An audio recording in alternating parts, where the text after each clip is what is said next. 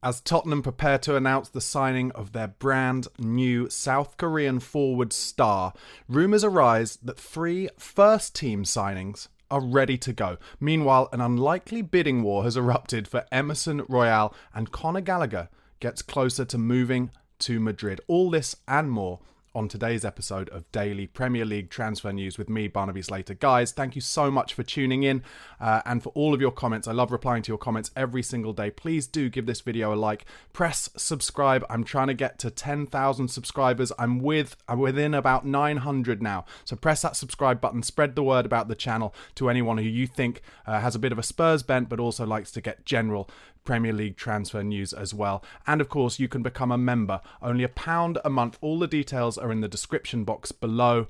Really helps me make this content for you. But let's get going. And starting with Spurs, of course. And journalist Paul O'Keefe yesterday discussed on his Twitter feed that 3 potential first team incomings are ready to go. And we are waiting on them to be finalised and agreed. And that apparently, according to O'Keefe, is not about Spurs waiting. It's about waiting for the clubs that the players are currently at to get replacements in. Could we be talking about Eberechi Eze? I know I keep banging on about him, but he is the gliding, fantastic footballer that I want us to make our marquee signing this summer. O'Keefe also says that Yang-Min Hyuk, who I'll be talking about and giving an analysis of in a second, he's definitely one for the future rather than one to come in straight now. We're going to loan him back to his club in South Korea until the end of the South Korean season. But these 3 players, these 3 signings that are ready to go are to strengthen the first team straight away. And that should maybe ease some of the worries that a lot of you have in the comments about Tottenham not really being interested in appeasing Ange Postecoglou and what he wants straight away to strengthen that first 11. So very excited to see who those 3 players are. Who do you think they might be? Let me know in the comments. If there are 3 players that you think Spurs have lined up, let's assume that maybe one of them is Eberechi Eze. Who are the other 2? Let me know in the comments that we may have lined up to go straight into our first team, or certainly challenge that first 11 that we know is so strong from last year, with the potential additions of certainly challenging for it, Lucas Bergvall and Archie Gray. Now on to more of an analysis of our new signing, Yang-Min Hyuk. I'd like to thank the Spurs Express on Twitter for this. If you don't follow the Spurs Express on Twitter, make sure you do.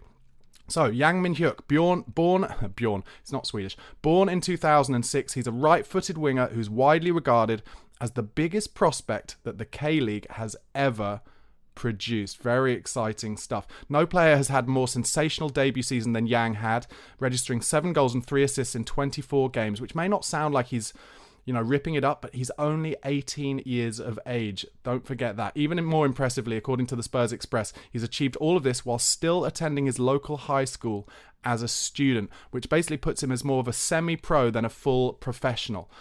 Yang is joining Spurs for a rumoured fee of approximately €4 million, which may seem pretty nominal in Premier League standards. That's what the Spurs Express say. I would agree.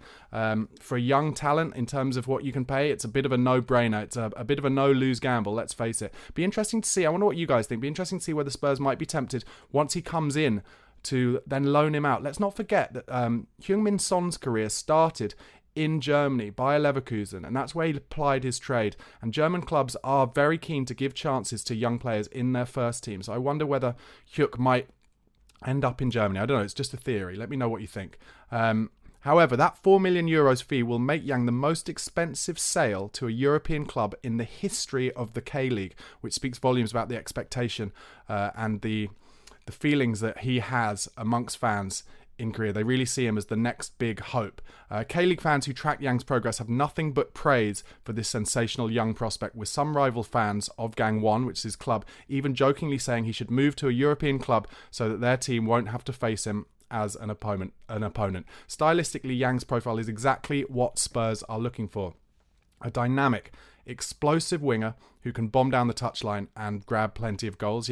But like I said, I think we shouldn't put too much pressure on him too early. I've seen quite a few of Korean fans or fans of the K-League in my comments saying he's not quite ready for the Premier League yet. So let's not expect too much too soon. Yang is most notable for his explosive dribbling ability, which allows him to play naturally as a flary touchline winger that can burn defenders in duels. That said, Yang is also a great shooter who boasts a variety of finishes in his skill set, as his excellent balance and shooting technique make him a goal threat inside and outside the box. Actually, I can recommend There's a clip of a game that Yang played in just 4 or 5 days ago where he cuts inside and sticks it in the top corner. Very Sonny-esque. Go and check that out if you haven't already. Many K-League fans point to Yang's defensive contributions as one of his main strengths, as he's able to run tirelessly and press at the same time. So full of energy, very Ange Postecoglou attributes there. In Gang One's dynamic attacking system that requires attackers to press, much like Postecoglou's Spurs does, as I said, Yang's stamina and grit have definitely stood out, making him a winger suitable for modern Premier League football. Yang is a full package winger, and this is why so many K-League watchers champion him to succeed in Europe. All of those who've tracked Yang's performances and progress think he doesn't play like his age, he's far more mature than his age, they're saying, as not many players of his age have his levels of skill and athleticism already. His versatility is a bonus, having played primarily as a right winger for Gang 1 this season, despite mainly being a left winger. That's something that Ange Postecoglou will like too. That said, according to all of the research that the Spurs Express have done, he still has room for improvement. He's still a young player who's only turned 18, and after a sensational start to the season, Yang recently went through a goalless period where his performances dropped a little bit.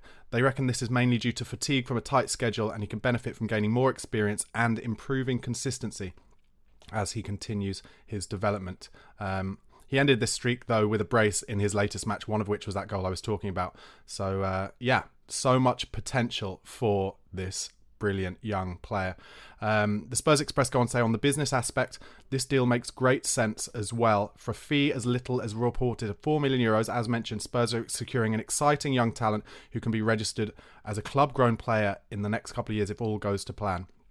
As I mentioned, he's expected to go back on loan to Gang 1 for the remainder of the K-League season until December, which is something we've done very successfully with Destiny Udogie and, of course, Lucas Bergvall more recently. By doing a deal in favourable conditions for his parent club, both sportingly and financially, bearing in mind that €4 million is huge for a K-League team, Spurs can build a good foundation for operating in the Asian market for the future. Well, Spurs, I think it's fair to say, have been operating in the Asian market for a fair amount of time, really kind of rinsing Sonny as the face of the club. As this says, as the Spurs Express say, Spurs can continue to expand their big brand in Korea by signing a prospect who's regarded as the next Son Heung-Min. Some news out from what the scouts believe. They say Tottenham scouts believe that Min Hyuk Yang has important potential, a huge talent for the future. They're going to sign him now. Documents to be prepared in the next few days. So guys, let me know, what do you think about this signing? Are you underwhelmed because it's not a kind of straight into the first team now signing, or are you, again, like I am, very excited about the future of the squad as we build up this young, talented, pacey, technically averse Ange Postecoglou team for the future. Moving on to some other Spurs transfer rumours. Sources close to Ivan Toney are hoping that Tottenham will come forward with an offer before the end of the transfer window. Toney apparently is prepared to let his Brentford contract run down if he does not land a big move this summer. That will scare Brentford, and similar to David Raya last summer, maybe there's a possibility towards the end of the window for Spurs to do a loan deal for Toney for 1 year with a loan fee, with then an option next year depending how well it does. That would be a clever move, I think, for Daniel Levy, based on the fact that we've been burnt so many times buying strikers in from other clubs or from abroad. Maybe a kind of risk-free loan fee and then see how he does. Maybe that would be a way where we could keep Richarlison on the books and have Ivan Toney. Let me know in the comments what you think about that. Other rumours coming out that apparently Spurs have a huge, literally used the adjective huge, budget set aside for big money transfers in the remainder of this summer window. Eberechi Eze remains a target whilst the club are in daily contact with Jonathan David. So it looks like we are definitely trawling the number 9, the striker market, as well as, like I said, hopefully that marquee signing of Eberechi Eze.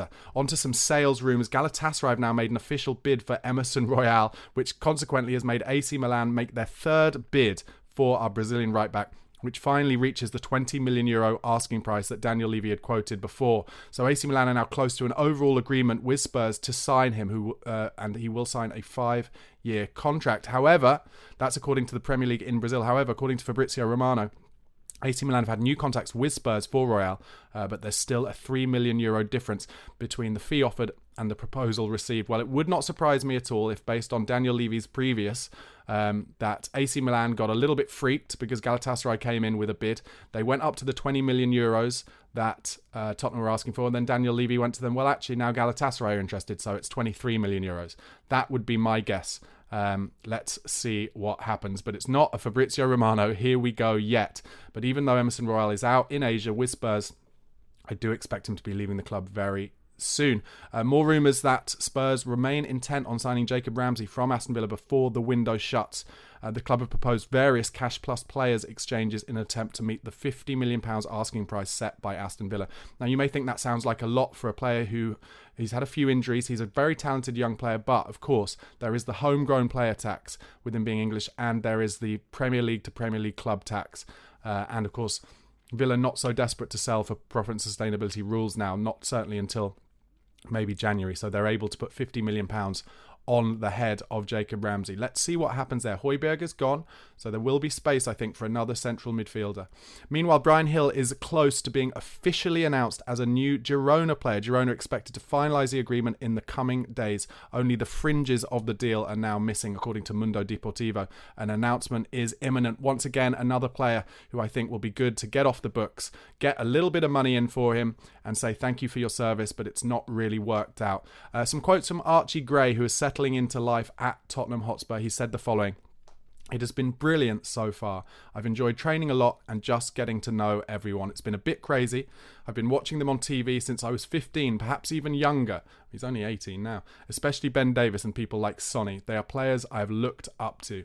It's just mental to think that I will hopefully be playing with them. It has been good so far." That's from the official Spurs website. Archie Gray just seems like such a grounded, excited young kid. That makes me really confident that his motivational levels, his commitment will be there, and he'll be willing to improve, which he will have to do, but all the basis is there for him to be an excellent Spurs player. He's a big old unit, he's technically adept, and loves getting on the ball, likes to play it easy, not afraid to play balls in between the lines.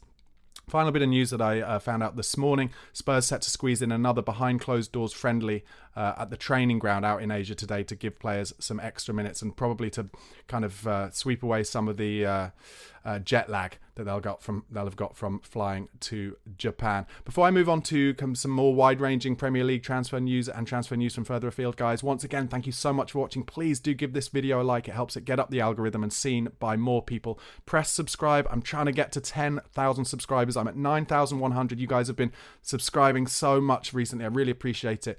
If you haven't already, please do press that subscribe button and press the bell button so you know when my daily content is going to arrive every day. And of course, become a regular member, either a Spurred On Pro member or a Patreon member. All the details in the description box. Only £1 a month really helps me. Thank you. Okay, on to that other transfer news. Manchester United considering a move for 25-year-old Danish international Morten Heung-Min from Sporting Lisbon. United, seemingly not dissimilar to Spurs, have their scouts out and about.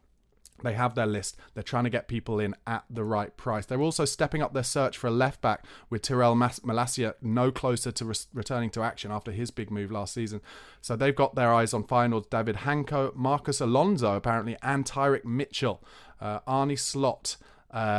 Moving on, to Liverpool. Arne Slot is facing the first major transfer dilemma of his Liverpool reign, apparently, with unhappy Sepp van der Berg suffering a blow to his hopes of leaving the club. I mean, talk about a non-story, not much going on at Liverpool. Let me know in the comments how you think Arne Slot will do following the legacy of Jurgen Klopp at Liverpool. I think it's not going to be as easy as maybe some Liverpool fans think. I don't think it's ever easy to follow a brilliant manager. That's been proven for all the managers at Manchester United since Alex Ferguson left. And I don't know, Slot looks like he's got a good personality, but to follow Klopp's personality, where he really kind of took that club by the scruff of the neck, very difficult. As I mentioned at the top of the show, Atletico Madrid are now extremely confident of securing a deal to sign Chelsea and England midfielder Conor Gallagher. A 24-year-old looking like he may go to Madrid on a cut price deal on the basis that his contract runs out in a year's time, and Chelsea are not offering him a deal that he feels is up to the standards of some of the young players they brought in on huge wages. Obviously, Gallagher's been on Spurs' list for a while. It seems to have gone a bit cold there. Spurs fans, are you happy that it looks like Gallagher's going to go to Madrid? I get a lot of comments in the comment section from fans saying they do not want Conor Gallagher at Spurs. So does it make you feel relieved that potentially he's going to go to Atletico Madrid? Over to Everton. Calvin Phillips is wanted on loan by Everton this summer. Now, this seems to me like a clever transfer. Calvin Phillips really struggled at Man City, has hardly got any games whatsoever, went to West Ham on loan last season. Bear in mind, this is a player who, alongside Declan Rice, when he was on form for Leeds, he was an absolute mainstay in the double pivot for England under Gareth Southgate. He was excellent in there in the last Euros, the Euros before this summer's. And it's really amazing how his career has dropped off since he went to Manchester City. And I can't help but wonder, is it because you get that huge move where the wages are just so huge that you lose a little bit of motivation? But for me, a move to a club like Everton under Sean Dyche makes perfect sense for him. To be honest, it's not dissimilar, I guess, to his move to West Ham last year under David Moyes. But can Sean Dyche get the best out of him? Possibly. I think that would be a good move for Everton and potentially a good move for Calvin Phillips. Over to South London now and Arsenal, an exclusive from David Ornstein. Make sure you follow David Ornstein on Twitter if you don't already. Really excellent journalist who breaks transfer stories. He says that Fulham are close to reaching an agreement with Arsenal to sign their number 10, Emile Smith-Rowe. Don't forget, it was only 2 seasons ago that Emile Smith-Rowe was really ripping it up at Arsenal and one of the great kind of attacking midfield hopes for English football. But Martin Ødegaard has really stepped into that position, become one of the best players. It's hard for me to say, but one of the best players in the league. He is kind of the natural successor to Christian Eriksen as the best 10 in the league, according to me. Basically, that's what I feel about it. But the talks for Emile Smith-Rowe to Fulham are worth up to £35 million, which would be a record signing for Fulham and would match Arsenal's biggest ever sale. Emile Smith-Rowe, 23 years old now, and if that gets agreed, he'll be expected to go over to Craven Cottage and do a medical and finalise terms. I like Fulham under Marco Silva, and he gets them playing, and I think that would be a good move for Emile Smith-Rowe. I think the only kind of slight worry over Smith-Rowe, he's got all the technical ability, he's got all the talent, he's a really excellent player, great finisher, great creator, but is there something personality-wise? He didn't seem to really want to fight for his place at Arsenal last year. Meanwhile, staying in South London with Arsenal, there is an exclusive story that Leicester have opened talks with the Gooners for Reiss Nelson. It could be a loan deal with obligation to buy. They're in talks currently over financial terms with Arsenal. Leicester, apparently, under Steve Cooper, confident they can persuade Nelson if the clubs come to terms because he has previously worked with the manager. Arsenal have finally, according to Fabrizio Romano, got their Riccardo Calafiori deal over the line. It's a here we go. Bologna and Arsenal have started to exchange the documents as of late last night. Also supported... It's also been sorted between Bologna and Calafiori's previous club, Basel. It's going to be a 5-year deal, €4 million per season, apparently. That is a good signing for Arsenal. I hate to say it, but as a kind of third or fourth choice centre-half, Calafiori was very impressive in the Euros, and I was very excited earlier in the summer when it looked like Tottenham were going to be interested in him.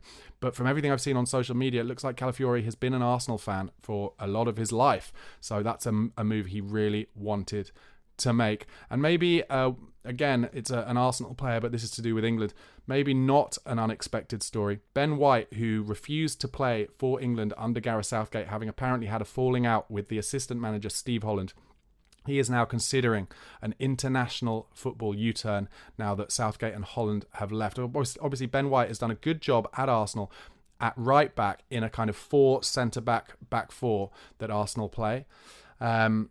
Do I see him? Do you know what? I actually think Ben White could be a good potential option at centre-back for England. We're not blessed at the moment, or certainly weren't in the summer because of injuries, with that many ball-playing centre-halves. I thought Mark Gay did really well. Obviously, we've got John Stones. He's heading into his 30s now. But maybe Ben White can come in and replace like Harry Maguire, who hopefully will not be near the squad anymore because he's reaching kind of his 30s and he's a bit cumbersome on the ball and a little bit slow. So I wonder if Ben White could be an option there. Let me know what you think in terms of Ben White. Do you think the fact that he refused to play for England under Southgate and Holland means that he shouldn't be an easy pick to come straight back in? Or do you think it's like bygones be bygones and under new management, everybody should be treated the same with a new start? Let me know your thoughts. Anyway, guys, thank you so much for watching and listening. I really appreciate it. Once again, if you haven't already, give the video a like. It really helps me. Press subscribe. I'm desperate to get to that 10,000 subscribers mark. So close to being there. I want to get there as quickly as possible. Thank you for all your support. Press the bell button so that you know when my videos are coming in every single day. Also, you can listen to this as an audio podcast. It would really help me, actually, guys, if you went over to Spotify or Apple Podcasts and pressed follow or subscribe. Really helps me make this daily content for you if you have it on your feed as an audio podcast too. So just go into the search engine there and type in the Spurred On podcast, and you can become a member. Only £1 a month. Thank you to all of you for signing up as members. Just go into the description box below and you can see how you can become a member on Patreon or through YouTube. Thanks so much once again, guys. Have a brilliant rest of your day. Cheers.